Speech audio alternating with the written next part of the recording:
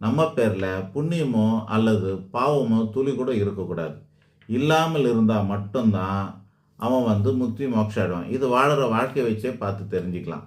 இந்த கர்ம ஜாதகங்களுக்கு தான் அதிகமாக இந்த மாதிரி அமையும். அவங்க தான் அதிகமாக என்ன பண்ணுவாங்க, நேர்மையாக இருப்பாங்க. பக்தி இருக்குதோ இல்லையோ நேர்மையாக இருப்பாங்க, சித்தர் மாதிரி இருப்பாங்க, ஞானியாக இருப்பாங்க, அதெல்லாம் இருப்பாங்க. கர்ம கஷ்டம் நிறைய இருக்கும். அவங்க சராசரி மனுஷனை காட்டிலும் சில கஷ்டங்கள் அதிகமாக இருக்கும். அப்படி இருக்கிறதுனால அவங்களுக்கு பூர்வ ஜென்ம பாவங்களெல்லாம் கரைஞ்சிக்கிட்டு இருக்குதுன்னு அர்த்தமாக இருக்கும். அல்லது அவங்க திறந்து இருப்பாங்க, துறவியாக இருப்பாங்க, இப்படிலாம் இருக்கணும். நம்ம கூடவே நம்மளை மாதிரியெல்லாம் வாழ்ந்துக்கிட்டும் இருக்கலாம். அவங்க சராசரி மாதிரி தெரியும். ஆனால் அவங்க உள்ளே மனசுக்குள்ளே பெரிய ஆசைகள் இருக்காது. வெறும் கர்மாவை கரைக்கிற வேலையில் மட்டும்தான் ஈடுபட்டிருப்பாங்க. சுகபோகத்தை அனுபவிக்க மாட்டாங்க. விருப்பம் இருக்காது.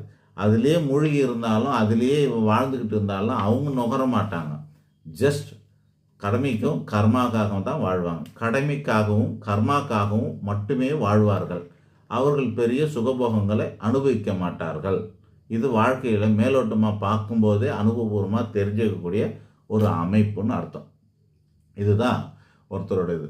ஆனால் ஒருத்தர் சுகபோகமாக ஆறான்றதுனாலையோ அல்லது பெரிய பெரிய ஆசிரமம் வச்சுக்கிட்டு பெரிய மகானாகவோ இல்லை பெரிய ஆன்மீகவாதின்னு இருக்கிறவங்கனாலையோ கொட்டையும் பட்டையும் போட்டுக்கின்னு நிறைய சுற்றுறவங்களோ இவங்கெல்லாம் முக்தி அடைஞ்சிருவாங்கன்னு நீங்கள் நம்ம நம்பணுன்னாக்கா நமக்கு அறியாமன்னு அர்த்தம்.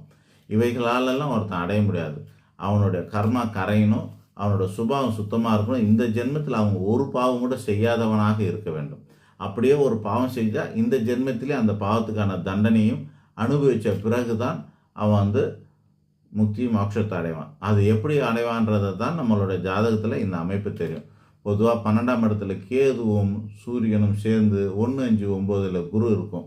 இதுதான் அதிகப்படியாக இருந்திருக்கிறது. இருந்தாலும் ஜென்ரலாக நீங்கள் புரிஞ்சுக்கிறதுக்காக சொல்கிறேன். இந்த விசேஷமான இந்த ஆத்மா எப்படி இருக்கும்னாக்கா 1, 5, 9, 12 கேது, சூரியன், எப்படி கேது பகவான், சூரிய பகவான், குரு பகவான், இது 3 கிரகமும் 1, 5 போத்தலாம். இப்போ ஒரு ஆளுக்கு 5ல் சூரியன் இருக்கார், 1ல் கேது இருக்கார். ஆனால் குரு பகவான் 7ல் ஆட்சி பெற்றிருக்காருனாக்கா அவங்களுக்கு கிடையாது.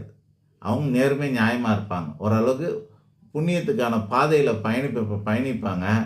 ஆனால் இன்னும் அவங்க இந்த ஜென்மத்தில் போக மாட்டாங்க. இன்னும் 1, 2 ஜென்மம் இருக்கும்னு அர்த்தம். அதை கேது வச்சு எடை போடுவாங்க. 1ல் இருந்தால் இப்போ 5ல் இருந்தான்னா 9ல் இருந்தால் 12ல் இருந்தான்னு. ஆக அது 12ஆம் இடம் முக்தி மோட்ச ஸ்தானம். அந்த இடத்துல இந்த 3 கிரகத்தில் 1 இருக்கணும். மற்ற 2 கிரகம் மற்ற இடங்களாச்சும் இருக்கணும். அது மாதிரி இருந்தால் மட்டும்தான் அவங்க முக்தி மோட்சம் அடைய முடியும். நன்றி, வணக்கம்.